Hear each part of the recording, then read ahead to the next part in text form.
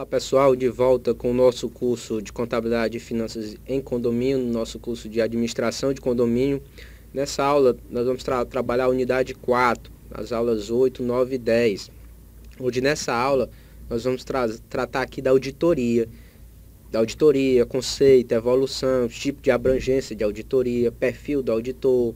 Vamos trabalhar a auditoria interna, a auditoria externa, o controle interno dentro das empresas, que são instrumentos importantíssimos dentro de uma empresa. Bem, para começar, em todo o processo de gestão de uma empresa, recomenda-se que sejam elaboradas demonstrações contábeis, como a gente viu em aulas anteriores.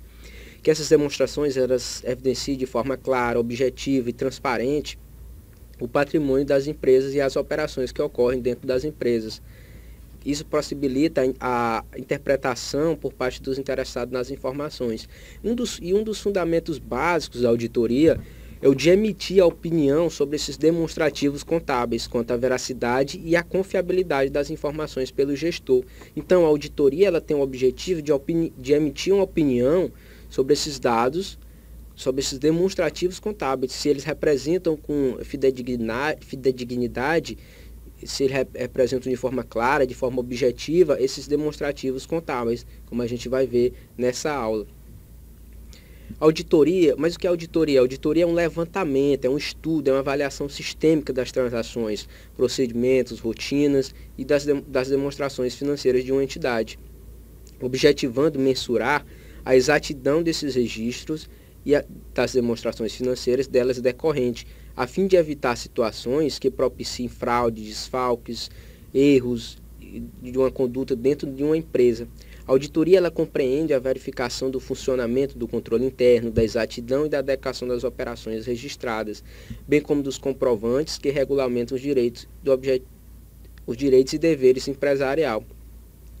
O objetivo da auditoria é de expressar uma opinião sobre a propriedade das demonstrações contábeis e assegurar que elas representem adequadamente a posição patrimonial e financeira, o resultado dessas operações, as origens, as aplicações de recursos, de acordo com os princípios fundamentais, as normas de contabilidade. O objeto da auditoria é o conjunto desses elementos de controle do patrimônio. Então, eu tenho a auditoria como essa ciência que vai estudar, vai controlar o patrimônio, vai ver se esse patrimônio representa de forma clara, objetiva e representa com fidedignidade o próprio patrimônio da empresa. E ele vai ter como objetivo esse controle do patrimônio. Todos esses elementos que fazem parte do controle do patrimônio, ok? A auditoria ela pode ser dividida em auditoria interna e auditoria externa. A auditoria interna ela constitui um procedimento que tem por objetivo examinar a integridade, a adequação, a eficácia dos controles internos e das informações físicas, contábeis, financeiras e operacionais da entidade. A auditoria interna, a gente vai ver que ela é feita dentro da própria entidade, por profissionais dentro da entidade, profissionais ligados à empresa ou instituição, seja ela qual for. E a auditoria externa, que consiste no conjunto de procedimentos técnicos que tem por objetivo a emissão do parecer sobre a adequação com que este representa a posição patrimonial e financeira, o resultado das operações, as mutações do patrimônio líquido, as demonstrações do fluxo de caixa, as demonstrações do valor adicionado da entidade auditada, consoante as normas de contabilidade brasileira. Então, a auditoria externa, também chamada de auditoria independente, é aquela auditoria feita por uma empresa contratada, feita por um terceiro contratado à empresa, para que ele exprima uma opinião sobre os demonstrativos contábeis, sobre se esses demonstrativos estão feitos de forma adequada e representam de forma adequada a composição do patrimônio de uma empresa ou de uma instituição. Então, nós vamos ter a auditoria interna e a auditoria externa. A auditoria interna feita dentro da empresa e a auditoria externa feita por uma empresa contratada, um terceiro. Ok? Nós temos aí algumas diferenças nesse slide entre os profissionais da auditoria interna e da auditoria externa. Na auditoria interna, nós temos o profissional como um funcionário da empresa. Ele não tem tanta independência, ele está diretamente ligado à empresa. Na auditoria externa, eu tenho um prestador de serviço, é uma empresa contratada, tem uma maior independência. Uma ação e objetivo. Na auditoria interna, a ação é voltada ao exame dos processos. Na auditoria externa, as demonstrações financeiras. O relatório principal na auditoria interna ele visa promover melhoria nos controles da empresa. Na auditoria externa ele visa apenas opinar sobre as demonstrações financeiras, demonstrações contábeis. O grau de independência na auditoria interna é menos amplo. Por quê? Porque ela tem uma maior independência dentro da empresa. Ele é mais dependente, então ele tem um grau de independência menor. Já na auditoria externa não, essa independência ela é maior, é mais amplo. Os interessados, na auditoria interna nós temos a própria empresa interessada, na auditoria externa não, a gente tem os profissionais, a empresa, o público, todo mundo que tem interesse naquela auditoria. Essas auditorias externas são exemplos de aquelas auditorias feitas das grandes empresas, como a Petrobras, que são empresas que muita gente tem ação, muita gente quer saber como é que está o patrimônio daquela empresa. Então, realiza-se uma auditoria externa. A responsabilidade na auditoria interna, a responsabilidade do auditor ela é apenas trabalhista. Na auditoria externa, a responsabilidade é profissional, civil, criminal, é maior a responsabilidade na auditoria externa. As áreas cobertas pelos trabalhos na auditoria interna é um campo de atuação menor, na auditoria externa é maior. A intensidade dos trabalhos na auditoria interna ela é maior, na auditoria externa ela é menor. E a continuidade dos trabalhos na auditoria interna ele é contínuo, ele é permanente, ele está sempre acontecendo, a auditoria interna dentro da empresa. Na auditoria externa não, ele é periódico, a auditoria é feita num determinado período. Certo? E o perfil do auditor? O auditor, como a gente viu, ele pode ser um profissional ligado à empresa, que possui um vínculo empregatício com a entidade, que é o auditor interno, ou o auditor externo, que é um profissional independente, que não possui nenhuma vinculação empregatícia com a empresa auditada. Exige-se desse auditor, em termos de honestidade, objetividade, diligência, lealdade, exige que ele seja íntegro, que ele seja leal, que ele seja objetivo. Além disso, exige também que ele tenha o conhecimento do negócio, a pessoa vai emitir uma opinião sobre o negócio, ele tem que conhecer aquele negócio. Exige a perspicácia, que é aquele olhar clínico, é você já ir sabendo mais ou menos onde é que pode haver um erro. É o conhecimento específico das áreas, é a capacidade de análise, de síntese, a habilidade de comunicação. Então, tudo isso aí vai representar o meu perfil do meu auditor, como é que esse auditor tem que se comportar. O auditor também ele tem que se basear em normas básicas, em procedimentos, em técnicas usuais dentro da auditoria. Mas o que são essas normas? Essas normas são regras que devem ser respeitadas e que permitem ajustar determinadas condutas ou atividades. A gente tem uma série de normas aí na contabilidade referente à auditoria, ao auditor, ao parecer do auditor, tá ok? O auditor ele deve também planejar o seu trabalho, consoante essas normas de auditoria e de acordo com os prazos e demais compromissos contratualmente assumidos com a entidade. O planejamento ele pressupõe um adequado nível de conhecimento sobre as atividades, os fatores econômicos, a legislação aplicável e as práticas operacionais da entidade. O nível geral de competência de sua administração. O planejamento ele deve levar em consideração alguns dos fatores relevantes, como o conhecimento detalhado das práticas contábeis adotadas pela entidade e as suas alterações posteriores, o conhecimento detalhado do sistema contábil, dos controles internos da entidade e o seu grau de confiabilidade, os riscos de auditoria, a identificação das áreas importantes da empresa, quer seja pelo volume de transações, de complexidade, a natureza, a oportunidade, a extensão dos procedimentos de auditoria a serem aplicados, a existência de entidades filiais e partes relacionadas, o uso dos trabalhos de outros auditores independentes, especialistas, outros auditores, outras auditorias que já foram feitas na empresa, a natureza, o conteúdo, a oportunidade dos pareceres, relatórios, a necessidade de atender aos prazos estabelecidos por entidades reguladoras ou fiscalizadoras, para as entidades prestarem serviços ou informações. Então, todos esses elementos eles devem ser observados durante o processo de planejamento de uma auditoria. E os procedimentos que ele deve seguir, como é que deve ser feita a auditoria? Quais são os procedimentos? Os procedimentos eles são um conjunto de técnicas que permitem ao auditor obter evidências ou provas suficientes e adequadas para fundamentar a sua opinião. As demonstrações contábeis auditadas e a abrangência em relação às demonstrações, esses procedimentos eles podem ser de dois tipos. Eles podem ser testes de observância ou testes substantivos. Os testes de observância, eles visam obter razoável segurança de que os procedimentos de controle interno estabelecidos pela administração estão em efetivo funcionamento ou cumprimento.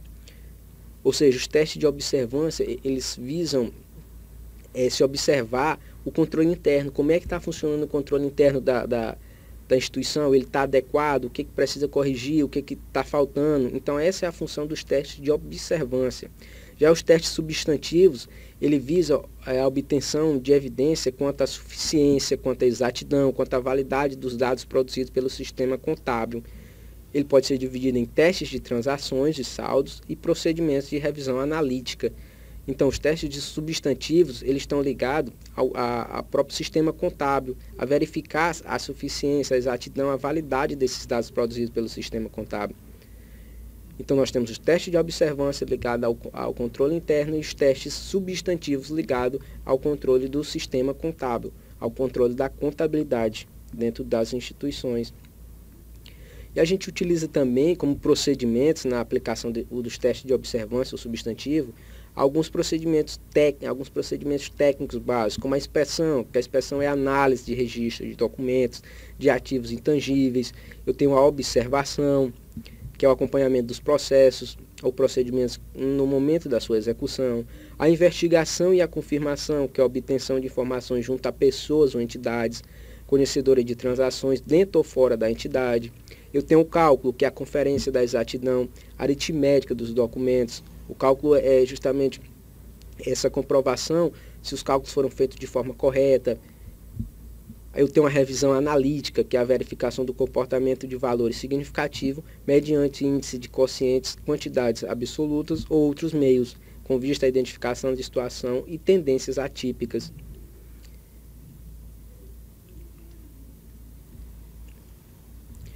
As técnicas usuais em auditoria. A auditoria é um instrumento de trabalho que compreende o conjunto de técnicas necessárias ao exame analítico dos atos formais e avaliação da gestão dos recursos públicos e de todos os sistemas contábil, financeiro, de pessoal, administrativo, de operações, mediante o confronto entre o que é encontrado com o determinado critério técnico, operacional. Trata-se, portanto, de uma técnica de controle de gestão empresarial na busca da melhor alocação de recursos, não só atuando para corrigir desperdícios, improbidade administrativa, negligência, omissão, mas principalmente antecipando se essas ocorrências para garantir os resultados pretendidos, além de destacar os impactos e benefícios sociais alcançados. Durante um processo de auditoria, ele ocorre em 5 fases: a instauração da auditoria, o planejamento, a execução, o relatório e o acompanhamento. Então, é importante que observem no processo de auditoria essas 5 fases: a instauração do processo de auditoria, o processo de planejamento, como a gente viu anteriormente, a execução propriamente dita da auditoria, onde ele vai se utilizar dessas técnicas, desses procedimentos, o relatório, que vai ser a parte final da auditoria, e o acompanhamento da auditoria. O acompanhamento que é feito após a auditoria, após o relatório de auditoria. Os papéis de trabalho. O auditor ele deve documentar, através de papéis de trabalho, todos os elementos significativos dos exames realizados e que evidenciam ter sido a auditoria executada de acordo com as normas aplicáveis. Os papéis de trabalho são um conjunto de documentos com informações e provas coligidas pelo auditor, preparadas de forma manual, por meios eletrônicos ou por outros meios, que constituem a evidência do trabalho executado. É o fundamento de sua opinião. Os papéis de trabalhos, eles são de propriedade exclusiva do auditor. Ele é que é responsável pela guarda, pelo sigilo desses papéis de trabalho. Então, esses papéis de trabalho, eles vão me representar uma fonte de embasamento do auditor. É tudo aquilo que ele vai utilizar para realizar seu trabalho. São os documentos. Tudo isso vai representar a base dele. Dentre os diversos papéis de trabalho, a gente destaca aí a carta de confirmação com terceiros, contas correntes bancárias, aplicações financeiras, contas a receber, fornecedores a pagar, cópias de alguns documentos, como o estatuto social ou um contrato social, um contrato, manuais de procedimentos internos, atas de documentos, acionistas, conselhos de administração e fiscal. Então, esses papéis de trabalho, eles vão ser instrumentos de base, documentos de base dos trabalhos de auditoria, que vão evidenciar esses trabalhos de auditoria. Ok? O controle interno e auditorias, fraudes temporárias e permanentes. O controle interno, ele consiste no planejamento organizacional de todos os métodos e procedimentos adotados dentro de uma empresa, a fim de salvaguardar seus ativos, verificando a adequação e o suporte dos dados contábeis, visando promover a eficiência operacional e encorajar a aderência às políticas definidas pela direção, com o objetivo de evitar fraudes, erros, ineficiências e crises nas empresas. Então, o controle interno, ele vai ser o controle operacional, ele vai ser o controle da empresa, vai ser o controle da organização, o controle dos processos dentro da empresa. Esse é evitando essas fraudes, erros, ineficiências. Esse controle interno, ele pode ser dividido em prévio, que ocorre, é o controle exercido a partir da projeção dos dados, é um controle prévio, é um controle anterior à execução da ação. Controle durante o fato, é o controle exercido no momento da ocorrência dos desvios, fraudes ou falhas, e após o fato, que é um controle feito depois que já aconteceu determinado fato. Eu tenho alguns tipos de controle interno. Eu tenho os controles contábeis, que representam o plano de organização e todos os sistemas, métodos e procedimentos relativos à salvaguarda dos bens, direitos, obrigações, à fidedignidade dos registros financeiros, sistema de autorização e aprovação de transações. Eu tenho como exemplo aqui de controles internos contábeis o princípio de controles internos, o princípio de segregação de tarefas, os controles físicos de bens, a custódia dos bens e direitos. Tudo isso aí são formas de controle interno referente aos controles contábeis. E os controles administrativos, que compreendem um plano de organização, o sistema, os métodos, os procedimentos pela direção, com a finalidade de contribuir para a eficiência e eficácia operacional, obediência a diretrizes políticas, normas e instrumentos da administração. Eu tenho como exemplo aí de procedimento de controle interno administrativo, programas de treinamento de pessoal, desenvolvimento de pessoal, métodos de programação, de controle de atividade, sistema de avaliação de desempenho, estudo dos tempos e movimentos. Todos esses exemplos aí são sistemas de controle interno administrativos dentro de uma instituição. Eu tenho as fraudes. As fraudes, elas podem ser de dois tipos, fraudes temporárias e fraude permanente. Mas antes de falar dessas fraudes temporárias e permanentes, é importante que a gente observe o que é fraude e o que é erro, qual é a diferença entre fraude e erro. A fraude, ela pode ser detectada sob os mais diversos tipos e apresentar com maior ou menor intensidade. A fraude, ela pode ser entendida, ela na verdade é um ato intencional de omissão ou manipulação de transações, adulteração de documentos, registros e demonstrações contábeis. Os erros, eles são considerados como um ato não intencional, resultando da omissão, desatenção ou má interpretação de fatos na elaboração de registros e demonstrações contábeis. Então, a diferença entre a fraude e o erro é essa. Na fraude, o ato é intencional, de manipulação de transações, de adulteração de documentos. No erro, não. É um ato não intencional, ele não teve a intenção, ele não teve o objetivo. Foi resultado de uma desatenção, de um erro, de uma má interpretação. Isso aí é o erro.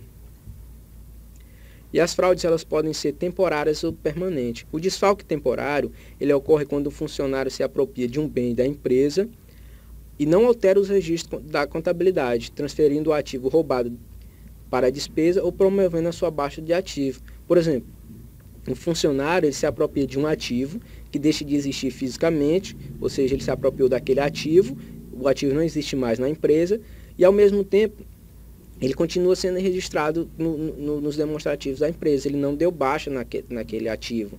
Então, na hora que for feito o cruzamento, ele não vai mais constar fisicamente, mas vai constar lá no registro da empresa.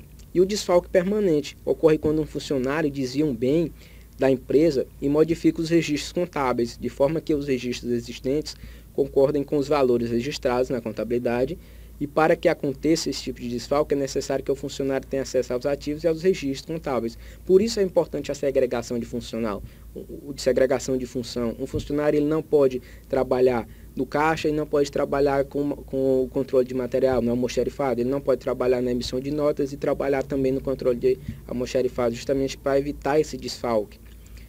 O desfalque permanente, ele desvia, ele deixa de existir o ativo na empresa e também dá baixa na contabilidade. Ele também tira da contabilidade. Então é um desfalque permanente. Ele deixa de existir totalmente dentro da empresa o ativo. A importância do controle interno e da auditoria. Ao detectar erros relevantes ou fraudes no decorrer dos seus trabalhos, o auditor ele tem a obrigação de comunicá-los à administração da entidade e sugerir medidas corretivas, informando sobre possíveis erros no seu parecer, caso elas não sejam adotadas. A responsabilidade primária na prevenção e na identificação da fraude e dos erros é da administração da entidade, através da implementação e manutenção do adequado sistema contábil de controle interno. Entretanto, o auditor deve planejar seu trabalho de forma a detectar fraudes e erros que impliquem efeitos relevantes nas demonstrações contábeis. Então, essa responsabilidade no controle dessas fraudes e erros é exclusivamente da administração da empresa, ela que deve controlar seus processos, que deve ter o controle contábil, que deve ter o controle interno bem feito. O auditor ele tem a função de talvez detectar essas fraudes, erros que vinham a acontecer e comunicar essas fraudes, erros, desvios à empresa para tomar as suas providências. As empresas que não contam com serviço de auditoria correm mais riscos, pois não conseguem detectar fraudes, erros que acontecem dentro de sua organização, o que pode tratar sérias consequências para a entidade, pode trazer sérias consequências. Então é importante que eu tenha um controle interno bem feito, que eu tenha uma auditoria que represente com fidedignidade essas operações, essas demonstrações.